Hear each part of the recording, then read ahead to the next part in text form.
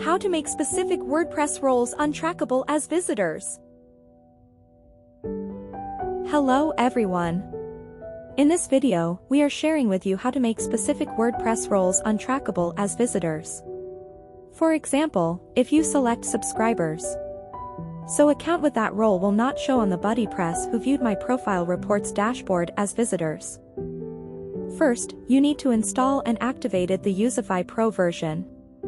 You can purchase it on Code Canyon. Please click URL on the video description to go to the product page. Second, you need to install and activate Buddypress Who Viewed My Profile. You can purchase this plugin on Youzify.com. We put the URL on this video description below. Once both plugins are activated, navigate to the Youzify panel, Extension Settings, and Who Viewed My Profile settings.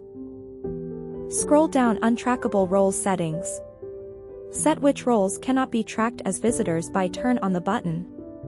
And then save the settings. Thank you for watching. And see you in the next video.